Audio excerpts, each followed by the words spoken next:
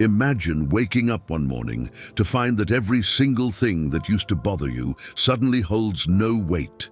The complaints, the chaos, the noise, they're all there, swirling around you, but something inside you has changed.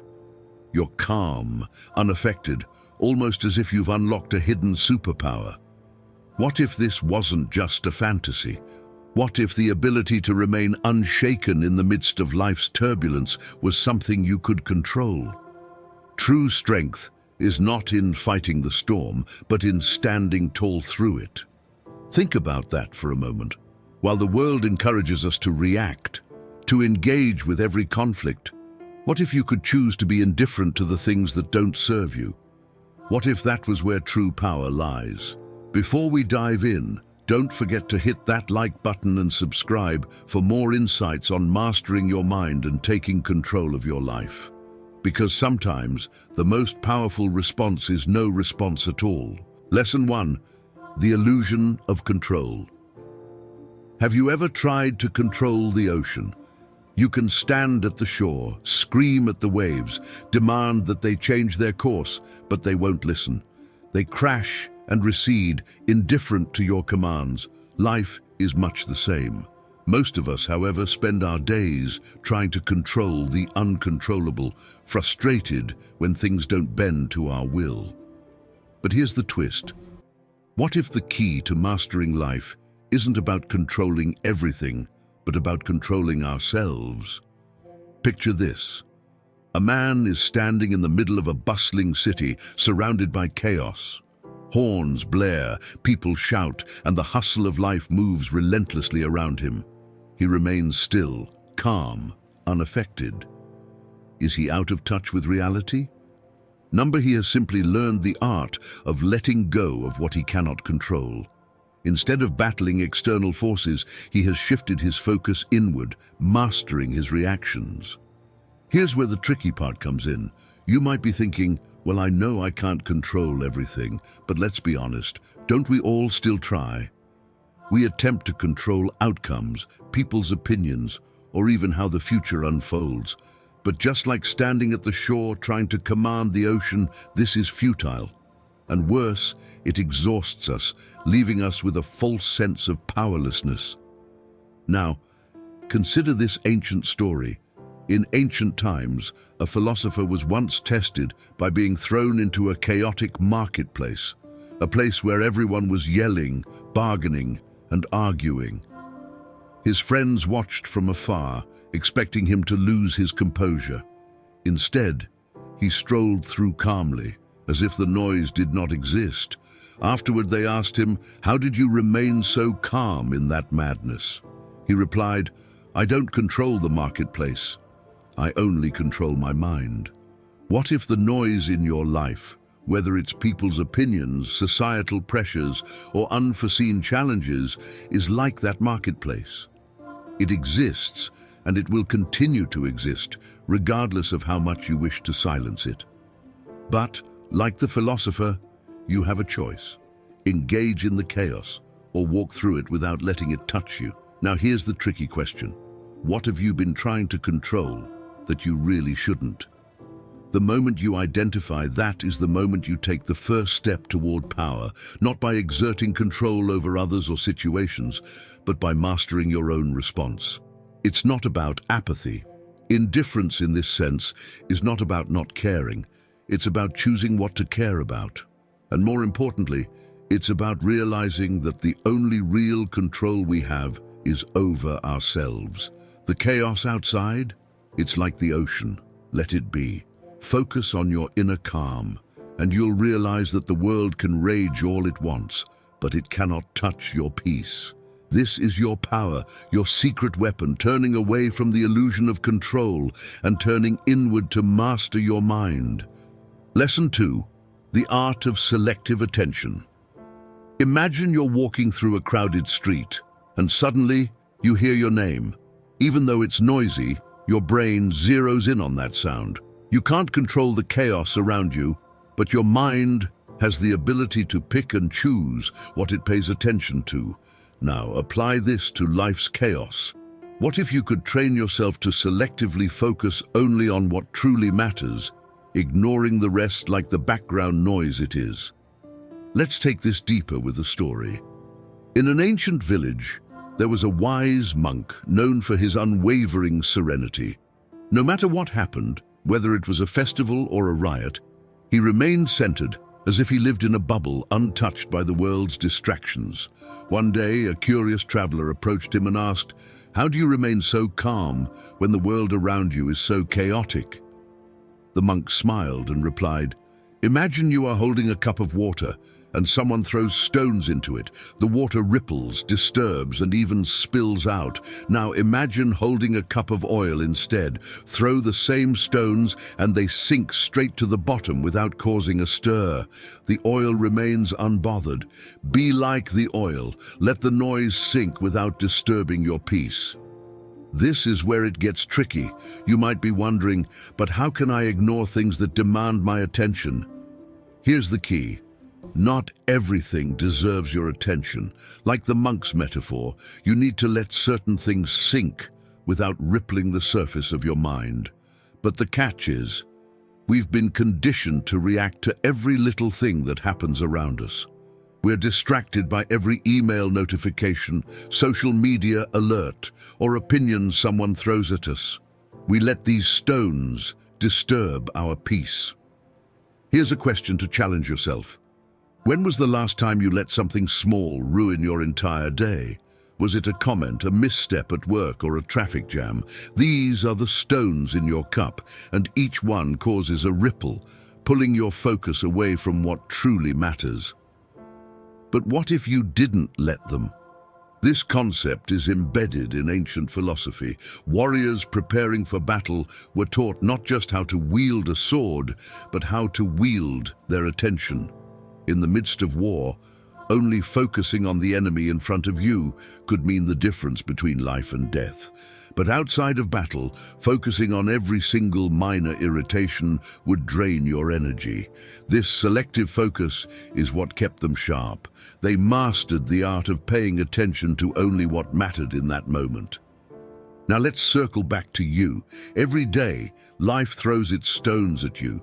Some are big, some are small, but most don't deserve the energy you give them. Your challenge is to become like the oil, letting the stones sink to the bottom, untouched and unmoved. Here's the tricky part. The things that stress you out or upset you often feel like they need your attention, but most of them don't. You can choose where to focus your energy. Think about how much more powerful you would be if you saved your mental bandwidth for the things that truly mattered. So ask yourself, what are you paying attention to today that you could simply let sink? The secret is knowing that your peace doesn't depend on controlling the chaos, but on controlling where your mind goes amid the chaos. Lesson 3. The power of letting go of control. Imagine you're holding a rope in a tug-of-war game. On the other side is everything you can't control, other people's opinions, life's unexpected curveballs, the uncertainties of tomorrow. You pull with all your might, determined to win, but the more you pull, the more exhausted you become. Now, what would happen if you simply let go of the rope? There's a curious paradox at play here. In life, we're often taught to fight for control, to grip tightly onto things we think will give us security or certainty. But what if true power comes not from holding on, but from letting go? What if the real strength lies in your ability to release, to surrender control over the things you cannot change? This concept might seem counterintuitive. You might be asking, how can letting go of control give me more power? That's where the trickiness comes in.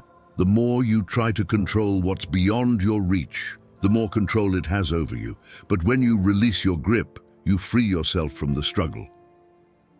Let's dive into an ancient tale that highlights this in a different light. Once, there was a king who heard of a wise hermit living in the mountains, known for his profound insights on life. Seeking answers, the king climbed the treacherous path to meet the hermit. When he arrived, exhausted and frustrated, the king demanded, "Teach me how to control my life, so nothing can harm me or sway me." The hermit smiled and handed the king a bird.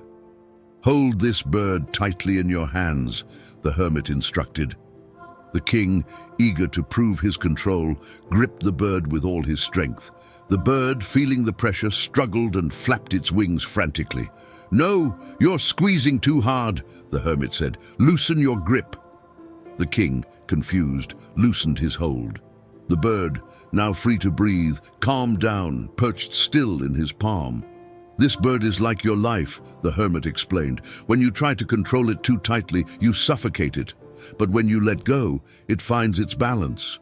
The king, baffled by the simplicity of the lesson, realized he had been exhausting himself, trying to control everything around him, his people, his kingdom, his future.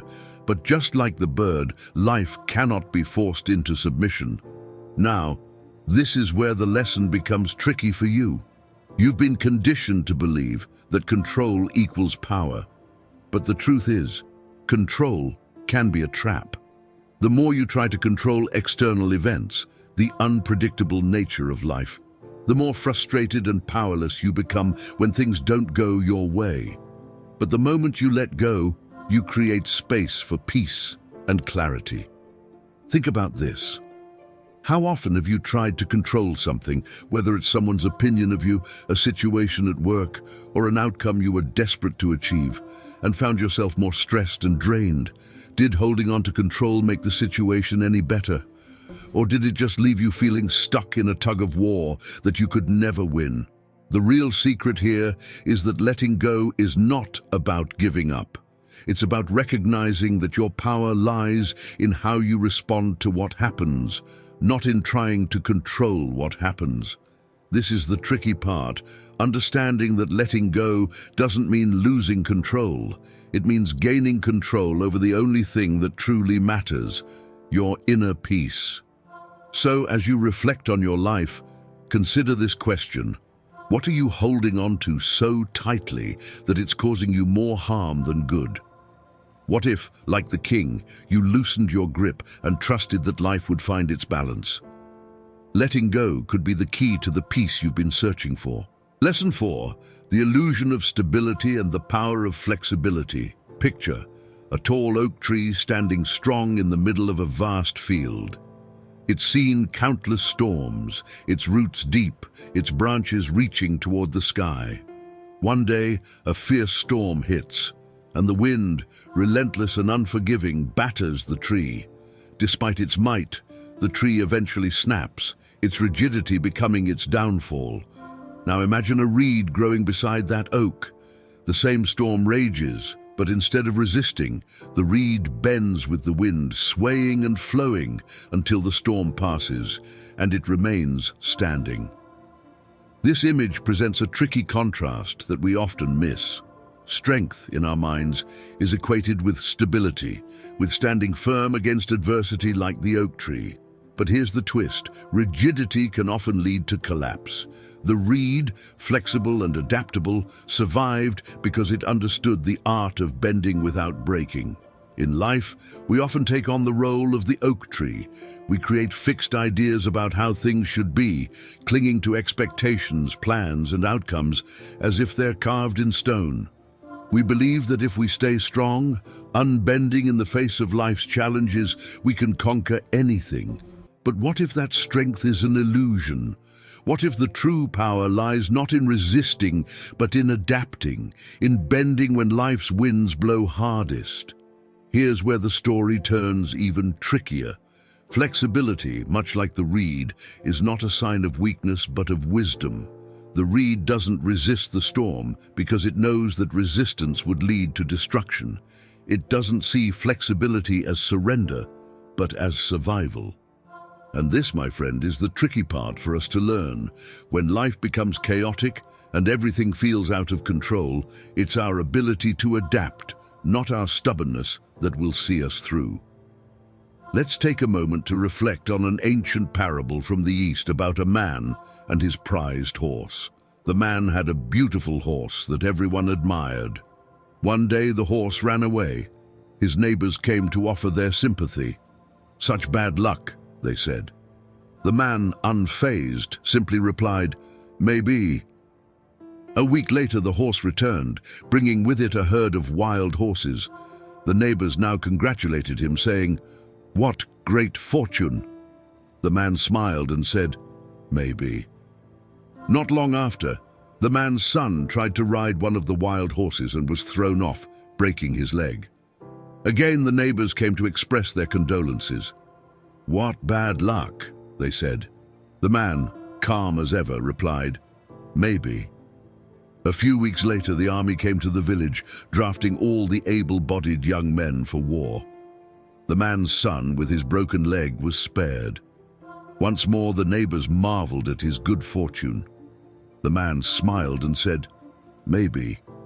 The man's attitude, much like the reed in the storm, wasn't one of passivity, but of acceptance and adaptability. He didn't cling to his circumstances or demand that life follow a specific script. Instead, he flowed with the changes, understanding that the only constant in life is unpredictability. Here's the trick. We often believe that if we can just control our environment, our relationships, or our future, we'll be safe from life's storms. But life doesn't work that way. It's not predictable.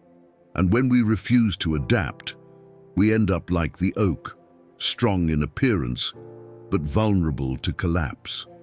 So consider this. What are the areas in your life where you've been trying to stand firm when perhaps bending would serve you better? What if, instead of fighting the wind, you allowed yourself to sway with it, trusting that you won't break but simply bend? Flexibility, like the reed, may be the secret to surviving and thriving in the storms of life. Lesson 5. The mirror of chaos, finding clarity within the storm. Imagine you're standing at the edge of a lake. It's early morning and the water is so still, it reflects the sky perfectly like a mirror. You can see everything, each cloud, each bird passing by. But then, a stone is thrown into the lake, creating ripples. The reflection distorts, and what once was clear is now a swirling mess of water, light, and movement. You can no longer see the sky, only chaos in motion. Now, what if I told you that this image of the lake is your mind in the midst of life's chaos? Before the storm of stress, disappointment, or external pressures hits, we often have clarity.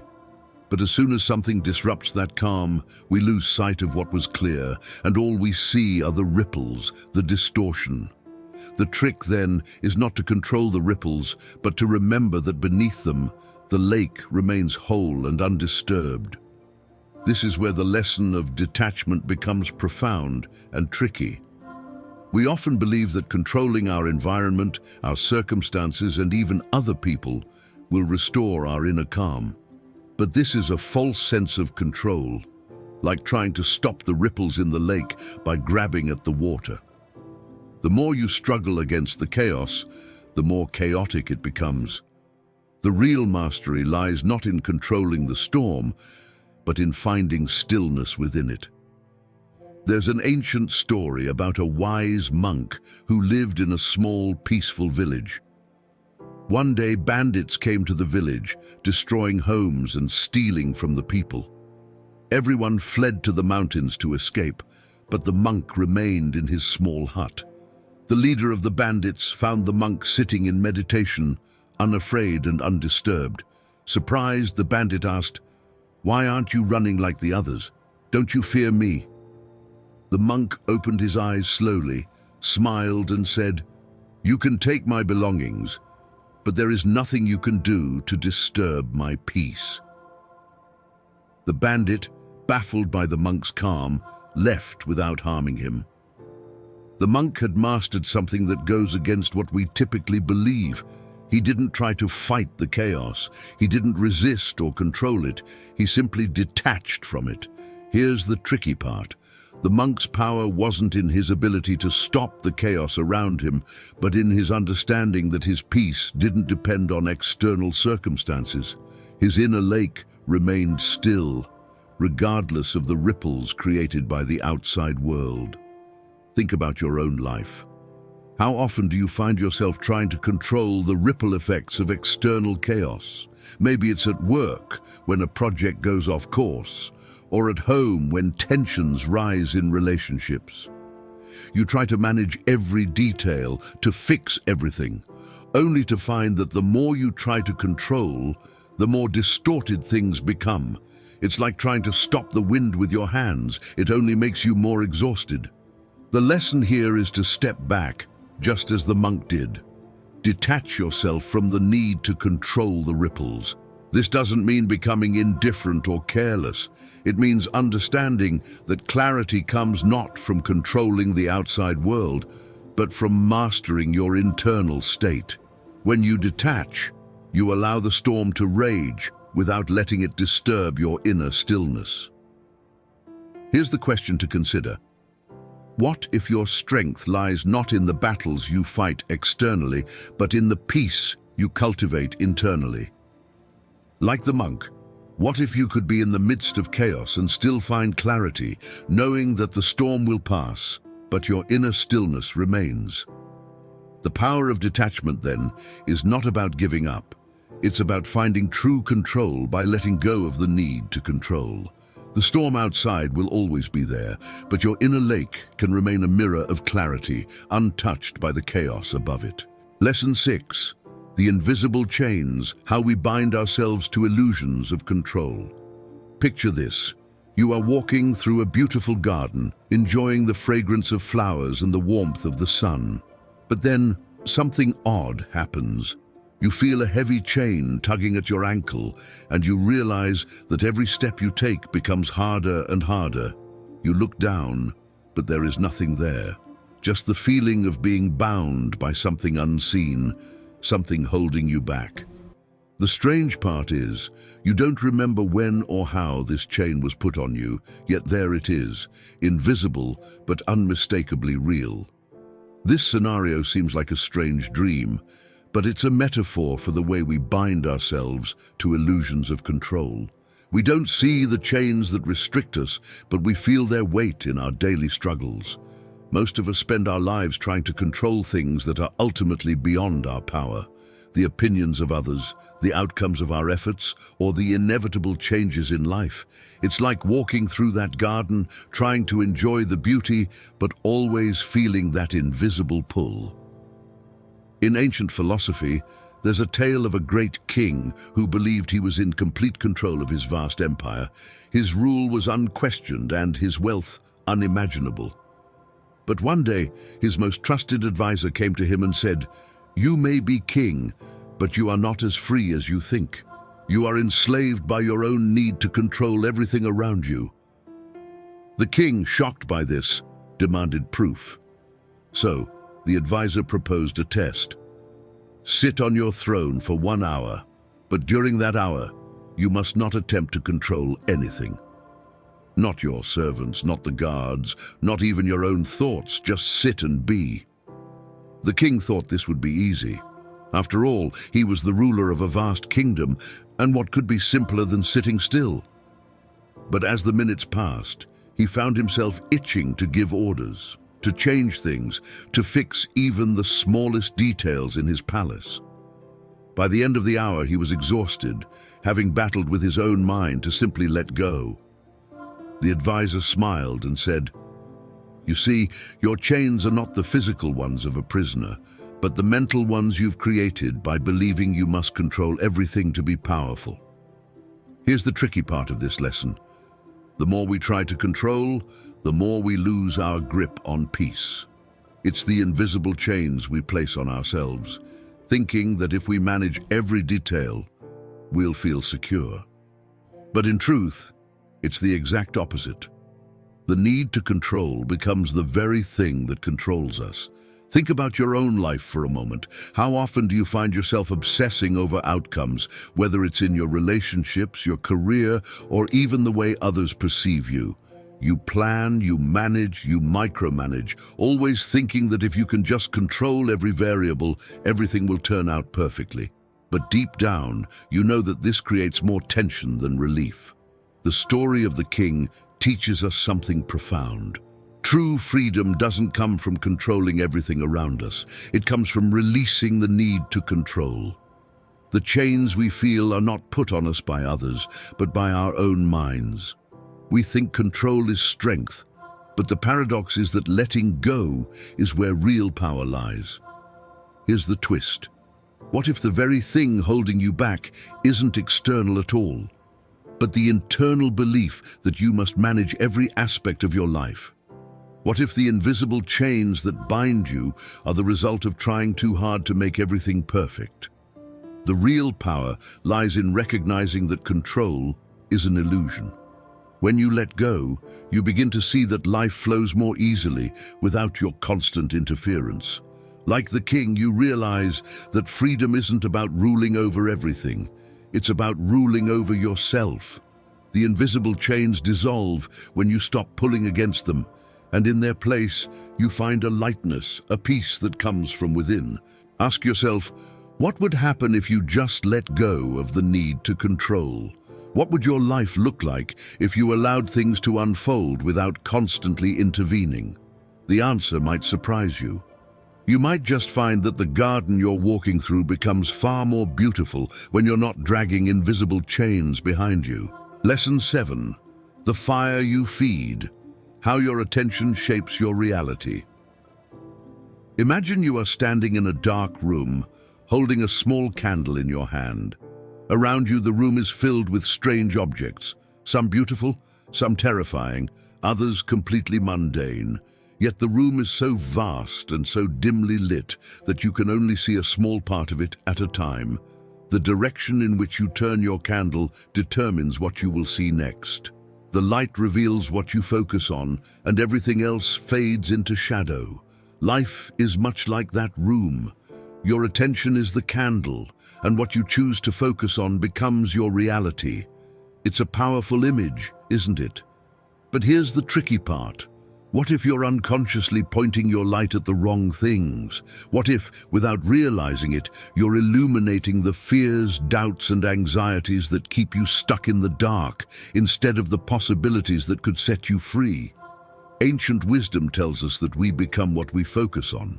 The mind, like a flame, grows stronger or weaker depending on where we direct it. If you constantly feed your mind with worries, resentment, or the desire for things you cannot control, these thoughts grow into towering flames that consume your peace. But if you focus on patience, understanding, and what is within your control, those flames burn with a different light, one that warms you rather than burns you out. There's an old parable about a young warrior who was torn between two opposing forces inside him. One was a fierce dragon full of anger, greed, and fear. The other was a wise phoenix, representing peace, wisdom, and strength. The young warrior asked his master, "Which one of these creatures will win the battle within me?" The master's answer was simple: "The one you feed." In this parable lies the secret to mastering your attention. The dragon and the phoenix represent your inner conflicts. The dragon thrives on anger, frustration, and the need to control. It feeds on every negative thought and grows more powerful with each moment of focus. But the phoenix, calm, composed, and wise, grows stronger only when you choose to focus on what truly matters: your inner peace, your purpose, and the things within your control. But here's where it gets tricky. Most of us don't even realize we are feeding the dragon. Think about it. How often do you find yourself ruminating on things that irritate you, replaying past conversations in your mind, or worrying about the future? Each time you do, you are feeding the flames of the dragon, giving it more control over your reality. In modern terms, this is the power of selective attention. Your mind can't focus on everything at once, so it filters the world through the lens of what you consider important. The things you give your energy to, whether consciously or not, become the dominant forces in your life. You might think that worrying about problems will help you solve them, but in reality, it's like throwing fuel on a fire that burns away your peace of mind. Now ask yourself, where are you directing your light? Are you focusing on the thoughts, feelings, and people that drain your energy, or are you illuminating the things that nurture your growth? The difference is subtle but profound. What you focus on becomes your world. Think of your attention as a muscle. The more you train it to focus on what uplifts you, the stronger and more resilient it becomes. The more you allow it to wander toward negativity, the weaker and more fragmented it grows. It's not easy. There will always be distractions and temptations to fall back into old patterns. But the more you practice directing your attention toward the things that truly matter, the more powerful your mind becomes. This lesson is not just about ignoring the negative or pretending everything is fine. It's about choosing where to place your energy. Like the candle in the dark room, you have the power to illuminate either the chaos or the calm. You can feed the dragon, or you can feed the phoenix. The choice, as always, is yours. Here's the twist. What if the reality you're living is simply the result of where you've been placing your attention? What if shifting your focus just a little could change everything? The power is in your hands, or rather, in the flame of your attention. What will you choose to illuminate? Lesson 8, The Whisper of the Wind, Learning the Art of Letting Go. Imagine a great ancient tree standing tall in the middle of a forest. Its branches stretch far and wide, strong and unyielding, yet every autumn, the tree sheds its leaves without resistance. No matter how beautiful or vibrant they were in summer, the tree knows they must fall. It lets go, not because it is weak, but because it understands that holding on would hinder its growth. Now ask yourself, what are the leaves you are still holding on to? What thoughts, grudges, or attachments have you clung to for far too long? Like the tree, we too have seasons in our lives. Yet unlike the tree, we often struggle to let go of the things that no longer serve us. But what if holding on is what's truly holding us back? Let's flip the script for a moment. Imagine your mind is a clenched fist. The tighter you hold on, the more your energy becomes trapped, stuck, and stagnant. You grip onto old pains, failures, or ideas of how things should have been. But what happens when you let go? There's space, there's freedom. There's the possibility for something new to grow in the space you've cleared. The wind in ancient philosophy symbolizes change. It cannot be held, and yet it shapes everything. The wind flows through our lives constantly, shifting, altering, and reshaping the world around us. But here's the catch. You cannot control the wind. You can't tell it which direction to blow or how strong to be. It simply is. You can either fight against it, trying to hold on to what was, or you can let it carry you to where you need to go. There's an old Zen proverb, let go or be dragged. In every moment of your life, you are either flowing with the changes around you, or you are being pulled down by your refusal to accept them. The more you resist, the more suffering you create for yourself. But when you learn to release your grip, you realize that you were never in control of the wind. It was always about how you moved with it. The tricky part of letting go is that it feels like you're giving up something valuable. You've invested time, energy, and emotion into whatever it is you're holding on to, a relationship, an idea of success, a version of yourself that no longer fits. But what if that very act of holding on is what's preventing you from experiencing something even greater? Like the tree, you must trust that by letting go of the old leaves, you make room for new growth. Let's take a different perspective. Think of a kite. If you try to pull it down, force it to stay close to the ground, it loses its grace. The magic of the kite lies in its ability to ride the wind, not fight against it. The tighter you hold the string, the more restricted its flight becomes. But when you loosen your grip, allow the wind to guide it, that's when the kite soars. In your life, there are times when you've probably held on too tightly, trying to control every outcome, every decision, every person around you. But the truth is, control is an illusion. The more you try to grasp it, the more it slips away. Letting go doesn't mean losing. It means freeing yourself from the chains of unnecessary burden. It's not weakness, it's wisdom. Here's where it gets even more curious. What if the very thing you're clinging to is what's preventing you from evolving? What if the fear of letting go is the root of your frustration? The tree, the wind, the kite, they all remind us of the same thing. Holding on too long will only stunt your growth. The only way to truly rise is to release what no longer serves you. The power to let go is within your grasp. It doesn't mean erasing the past or pretending things didn't happen. It means accepting that life is fluid, always moving, always changing, and in that change lies the potential for your greatest growth. So, what will you let go of today to make room for tomorrow? As we reach the end of this transformative journey, let's take a moment to pause and reconnect with where we began. Remember that inner voice you questioned at the start, the one wondering, is there more? Now perhaps that voice is no longer filled with uncertainty, but with quiet strength. You stand no longer at the edge of indecision, but at the brink of empowerment. But here's the crucial part. This isn't the end. It's the first step of a much greater path. You've been handed the tools to reshape your mind, your choices, and ultimately your life. But what will you do with them? You could close this and move on, back to your routine, or you could take action, starting now. As the saying goes, the journey of 1,000 miles begins with a single step. Now I ask you, what is that step for you?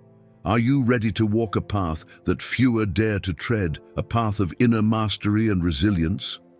The question lingers not as a challenge, but as an invitation.